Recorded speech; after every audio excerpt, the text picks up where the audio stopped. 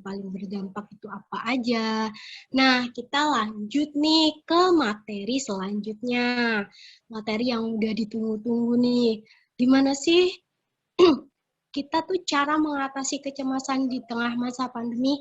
Karena kayak ngerasa kayak bakalan tuh cemasnya tuh masih tetap ada gitu kayak yang udah dijelasin sama pemateri kita yang kedua tadi. Ada masalah ekonomi, terus kecemasan terhadap kesehatan, itu pasti ada gitu. Karena kita juga merasa kayak info-info dari luar itu yang masuk itu yang ngebuat kita jadi cemas gitu loh. Oke, baik, langsung saja kita panggil Mbak Analistra Susedia Putri. Halo Mbak Ana. Halo Mbak. Halo Mbak Ana. Nah, Mbak Ana juga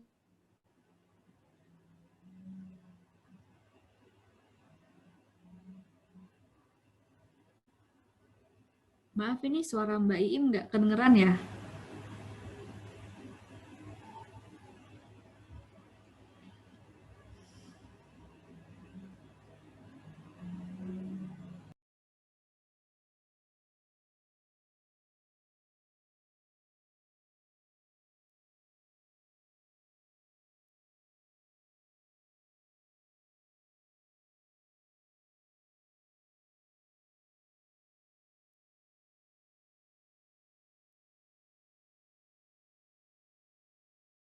Oke, kayaknya ini Mbak Iim lagi kendala jaringan ya.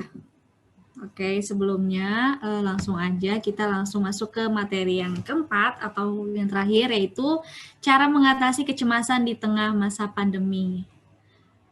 Operator boleh digeser slide-nya.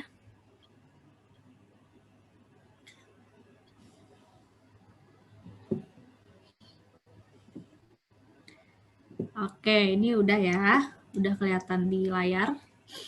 Oke, jadi tadi kan udah dibahas sebelumnya tentang apa itu kecemasan, terus faktornya apa saja dan juga dampaknya. Dan sekarang kita masuk ke bagaimana sih cara mengatasi kecemasan di masa pandemi. Jadi teman-teman bisa lihat sendiri di layar teman-teman ini ada gambar seperti skema proses seorang individu mengatasi kecemasan terhadap ancaman virus COVID-19. Jadi ini ada 5 tahap. Yang pertama, evaluative situation, yang mana tahap ini individu itu menganggap bahwa COVID-19 adalah rangsangan yang berbahaya atau berupa ancaman. Jadi dalam proses ini, individu itu menilai bahwa ancaman virus COVID ini berdasarkan sikap, pengetahuan, kemampuan, dan pengalaman masa lalu yang dimiliki. Jika stresor dinilai berbahaya, maka reaksi kecemasan akan timbul. Reaksi kecemasan ini ada yang bersifat sesaat atau state anxiety, dan ada yang bersifat permanen atau trait anxiety. Nah, setelah melalui proses evaluative situation ini, maka informasi atau informasi yang termasuk kebijakan tentang COVID-19 ini masuk ke proses yang kedua, yaitu perception of situation, di mana pada proses ini individu menilai bahaya COVID-19 itu dipengaruhi oleh sikap, pengetahuan, kemampuan, dan pengalaman masa lalu. Nah, selanjutnya setelah melalui proses perception of situation ini, masuk lagi ke proses yang ketiga, yaitu anxiety state reaction, yang mana pada proses ini, reaksi kecemasan sesaat yang kadang diikuti oleh reaksi fisiologis ketika mendapatkan informasi tentang dampak virus COVID-19.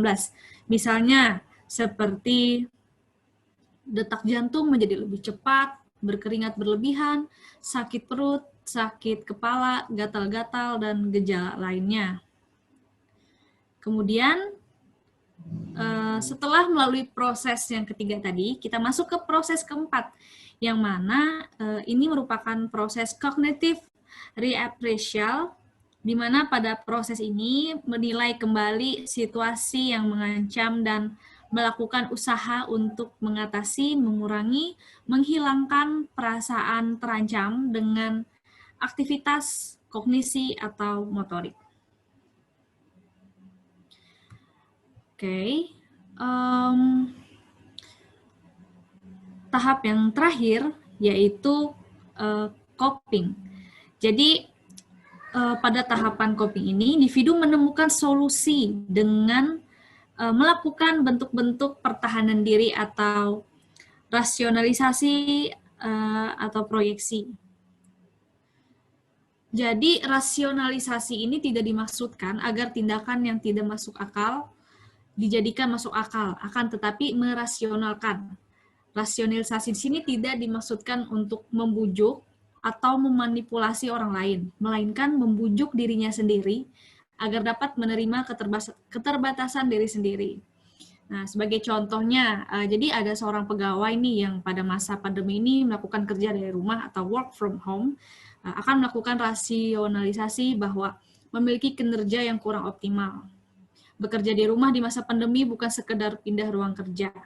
Jadi rasionalisasi ini bukan untuk orang lain, tapi untuk dirinya sendiri. Ya, yang mana ini merupakan sebagai upaya menjaga kesehatan mental diri, sehingga tidak menimbulkan frustasi, rasa bersalah, dan perasaan tidak berdaya. Nah, jadi ya pada dasarnya mengelola kecemasan agar tetap pada tingkatan yang proporsional itu merupakan hasil dari proses penilaian atau tadi pada proses yang pertama yaitu perception of situation yang terjadi berulang kali. Proses penilaian itu dapat berubah seiring seseorang terpapar oleh informasi. Perubahan penilaian ini kemudian berdampak pada bentuk coping. Nah, seperti contohnya nih pada awal-awal masa pandemi COVID-19, tindakan membeli kebutuhan secara berlebihan atau panic buying, yang mana itu lagi viralnya pas pas pertama munculnya virus COVID-19. Jadi kan masyarakat Indonesia atau bahkan masyarakat seluruh dunia mengalami yang namanya panic buying. Jadi panic buying itu merupakan salah satu contoh penilaian individu terhadap ancaman kelangkaan bahan kebutuhan pokok. Mungkin saja keputusan untuk beli atau panic buying ini dilakukan karena input informasi dari media digabung dengan pengalaman masa lalu ketika ketersediaan bahan-bahan pokok menipis pada masa krisis moneter.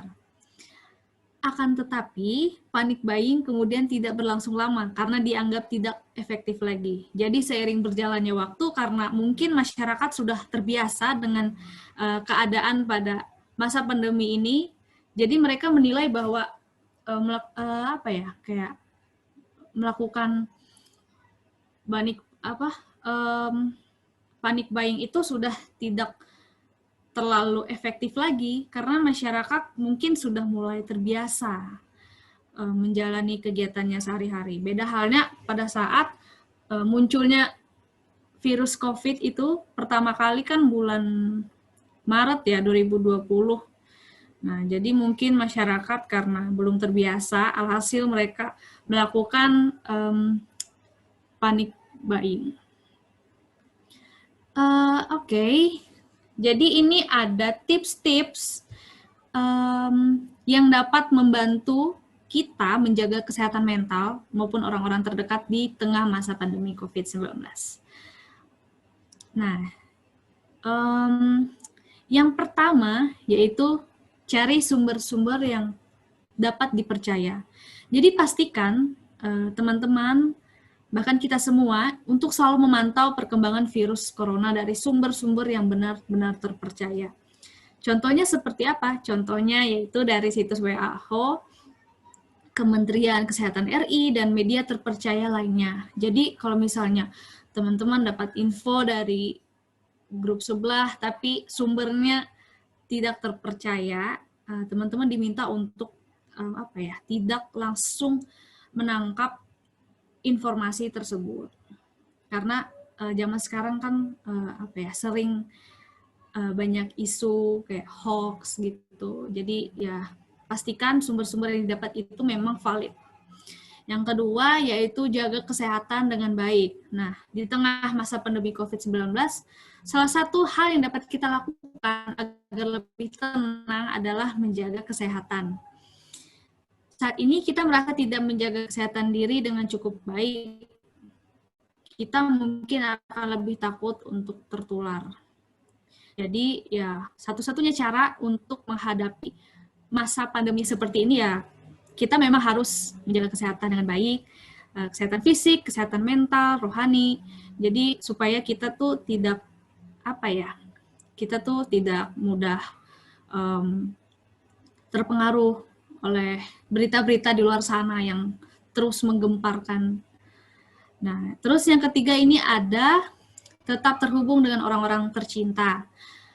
Kebijakan isolasi telah diberlakukan di beberapa wilayah demi mencegah penyebaran virus corona.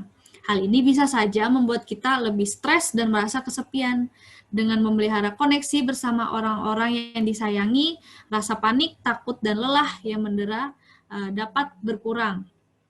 Biasanya juga kalau misalkan kita terhubung dengan orang-orang terdekat kita, kita pasti ngerasa seperti lebih tenang, terus juga tidak terlalu larut dengan berita-berita yang makin hari makin bikin cemas gitu loh. Jujur saya juga ngerasa cemas karena sering ngelihat berita-berita yang beredaran itu, karena kan virus COVID ini belum hilang-hilang juga sampai detik ini. Bahkan sudah ada varian-varian baru.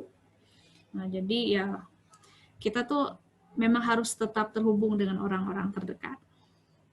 Dan yang keempat ada istirahat sejenak dari berita. Kalau kita terus-terus mendengar berita, membaca, dan menonton, itu bakal mempengaruhi kesehatan mental kita juga loh. Coba luangkan waktu teman-teman untuk bersantai dan melakukan beberapa aktivitas yang disukai. Misalnya seperti membaca buku, berkebun, mendengarkan musik atau podcast mungkin, menggambar, dan kegiatan yang disukai lainnya. Nah, jadi ketika kita sedang mengobrol dengan keluarga atau teman-teman, usahakan agar tidak terlalu fokus untuk membahas wabah ini. Menghindari berita itu sama sekali memang sebaiknya tidak dilakukan. Jadi, cara terbaik adalah dengan membatasinya agar tidak terlalu stres. Yang kelima ada alihkan perhatian untuk sementara. Waspada itu boleh, tapi jangan melulu berfokus pada pandemi corona. Ya, sesekali kita juga butuh untuk mengalihkan perhatian dan bersantai untuk beberapa waktu. Contohnya, kita bisa bermain dengan hewan peliharaan, berjalan mengelilingi rumah, merawat tanaman, dan masih banyak lagi. Dan yang terakhir, yaitu berpikir positif. Ada banyak cara yang bisa kita lakukan untuk memelihara pikiran positif, yaitu mulai dari memberikan sugesti positif pada diri sendiri, lebih berfokus pada hal-hal baik dan menyenangkan dalam hidup, serta berbagi cerita dan canda dengan orang-orang tercinta maupun orang-orang yang membuat lebih semangat. Ya, terkadang memang di saat kita ada dalam situasi yang mendesak, itu sangat kecil ya kemungkinannya untuk kita berpikir positif, tapi apa salahnya kalau kita mencoba perlahan-lahan untuk memikirkan hal-hal yang baik. Karena berpikir positif itu dampaknya sangat bagus ya untuk kesehatan, khususnya kesehatan mental. Jadi ya sebaiknya dalam menghadapi pandemi COVID-19 saat ini, kita diminta untuk tetap waspada, berpikir positif, tapi juga kita jangan mengabaikan aturan-aturan yang sudah ditetapkan pemerintah. Oke, mungkin sekiranya ini yang bisa saya paparkan. Saya kembalikan ke moderator. Terima kasih.